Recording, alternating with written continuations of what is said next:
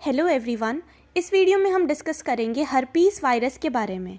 तो ये university exams में 5 मार्क्स में पूछते हैं, ठीक है। माइक्रोबायोलॉजी का क्वेश्चन है ये, हर्पीस वायरस, ठीक है। तो सबसे पहले वायरस पूछा है तो उसकी मॉर्फोलॉजी बतानी पड़ेगी। तो हर्पीस वायरस की मॉर्फोलॉजी में टोटल कितने 5 पॉइंट्स लिखने हैं हमें। सबसे पहले देखो, ये डबल स्ट्रैंडेड डीएनए वायरस है। हर्पीस वायरस जो है वो डीएनए वायरस है। इसकी साइज़ कितनी है? 100 से 200 नैनोमीटर जो है इसकी साइज़ है। इसका आइकोसाहेड्रल कैप्सिड होता है। आइकोसाहेड्रल कैप्सिड होता है कंटेनिंग हाउ मेनी कैप्सूमर्स? 162 कैप्सूमर्स, ठीक है। कैप्सिड पता है ना, प्रोटीन की कवरिंग होती है जो कि न्यूक्लिक एसिड को कवर करके रखती है। तो प्रोटीन की कवरिंग जो ये है, ये कैसे, कौन से शेप की है? तो आइकोसाहेड्रल सिमेट्री है, आइकोसाहेड्रल कैप्सिड है कंटेनिंग 162 कैप्सूमर्स। इतना लिख दिया। अब देखो, कैप्सिड और एनवलप, ये अपना एनवलप है। कैप्सिड और एनवलप के बीच में ना पिंक कलर का एक मटेरियल होता है जिसको कहते हैं टेग्यूमेंट। ये भी तुम्हें लिखना पड़ेगा, ठीक है, क्योंकि मॉर्फोलॉजी बता रहे हैं कि हर्पीस वायरस जो है वो दिखता कैसा है, ठीक। तो उसकी साइज़ बता दी 100 से 200 नैनोमीटर। आइकोसाहेड्रल कैप्सिड बता दिया कंटेनिंग 162 कैप्सूमर्स, ठीक है। और ये सबसे पहले तो ये लिखना कि ये डीएनए वायरस है, डबल स्ट्रैंडेड डीएनए वायरस है। और उसके बाद कैप्सिड और एनवलप, ये एनवलप है। कैप्सिड और एनवलप के बीच में एक पिंक कलर का मटेरियल होता है जिसको टेग्यूमेंट कहते हैं। तो टेग्यूमेंट यहाँ पे प्रेजेंट होता है। उसके बाद मोस्ट इंपॉर्टेंट, हर्पीस वायरस के अंदर क्या देखने को मिलता है हमें? Cowdry type A intranuclear inclusion bodies देखने को मिलते हैं। तो मतलब अगर कोई सी भी जिस सेल को ये हर्पीस वायरस हमारी बॉडी में जाके अफेक्ट करेगा, उस सेल के अंदर हमें Cowdry type A intranuclear inclusion body देखने को मिलेगा। तो इसका मतलब क्या है कि हमें छोटे छोटे पिंक या पर्पल कलर के, ठीक है, ईसोनोफिलिक ग्रैन्यूल्स देखने को मिलेंगे सेल्स के अंदर। तो इसी को कहते हैं Cowdry type A intranuclear inclusion bodies देखने को मिलेगा। हर्पीस वायरस की स्पेसिफिसिटी है ये, ठीक। तो मॉर्फोलॉजी क्लियर है हमें। तो मॉर्फोलॉजी में यही पॉइंट लिखना है कि डबल स्ट्रैंडेड डीएनए वायरस है, उसका साइज़ बताओ, उसकी कैप्सिड की सिमेट्री बताओ, आइकोसाहेड्रल कैप्सिड है, और कितने कैप्सूमर्स हैं उसके अंदर? 162 कैप्सूमर्स हैं। इतना बता दिया। टेग्यूमेंट बता दो। और ये वाली लाइन जो है Cowdry type A intranuclear inclusion body, ये लिखना ही है मॉर्फोलॉजी में। ये मॉर्फो लिखने के बाद हर्पीस वायरस की अब हमें लिखना है क्लासिफिकेशन। तो हर्पीस वायरस जो है वो टोटल कितने टाइप्स का है, कितने उसमें क्लासिफाइड है? तो टोटल 8 है, ठीक है। तो herpes simplex virus 1, herpes simplex virus 2, varicella zoster virus, Epstein Barr virus, cytomegalovirus. 6th का कोई स्पेसिफिक नेम अभी तक करा नहीं है, ठीक है। फिर 7th है ह्यूमन हर्पीस वायरस 7, और 8th है कपोसी सार्कोमा एसोसिएटेड हर्पीस वायरस, ठीक। तो टोटल 8 हैं।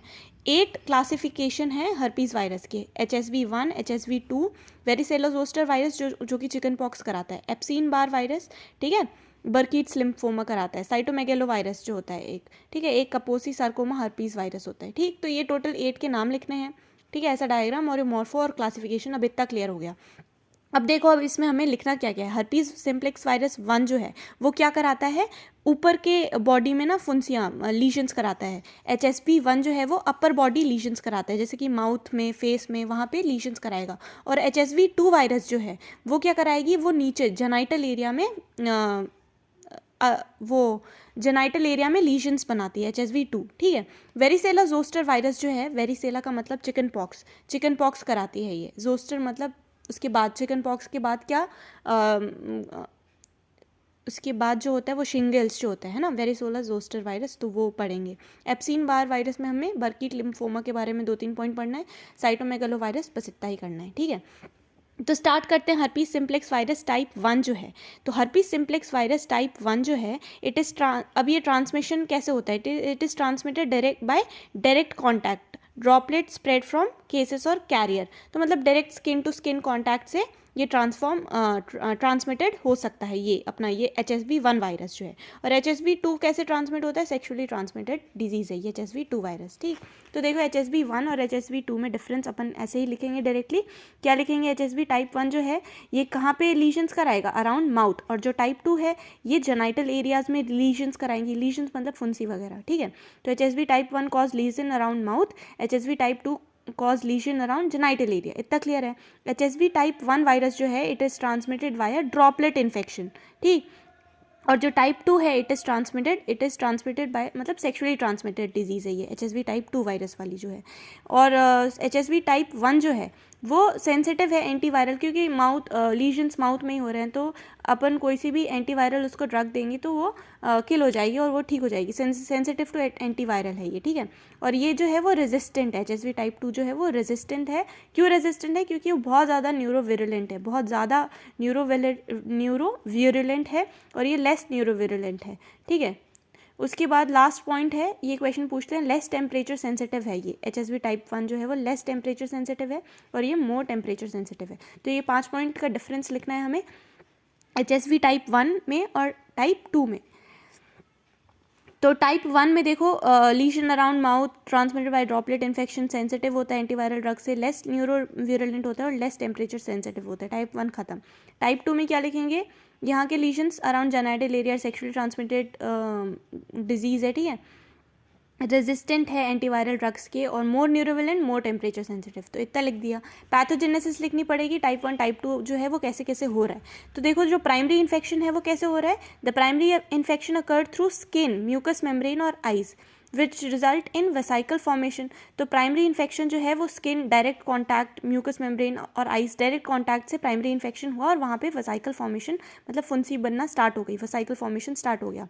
अब lesion usually heal with residual scar. अब ये जो लीजन है, जो वेसाइकल बना है, वो यूजुअली क्या होता है? हील हो जाती है, ठीक है, हीलिंग हो जाती है और स्कार बन जाता है वहाँ पे, ठीक।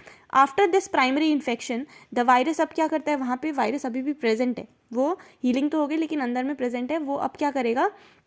The virus it travel retrograde, पीछे नर्व की रूट पकड़ेगा और वहाँ नर्व्स के थ्रू पीछे की डायरेक्शन में रेट्रोग्रेड ट्रैवल होके कहाँ पे पहुँचेगा? Sensory root ganglia, specifically trigeminal nerve पे जाके सेटल हो जाएगा और सैक्रल रूट ऑफ गैंग्लिया में जाके सेटल हो जाएगा। तो HSV 1 जो है वो ट्राइजेमाइनल में जाके सेटल होगा और HSV 2 जो है वो सैक्रल रूट ऑफ गैंग्लिया में जाके सेटल हो जाएगा, ठीक।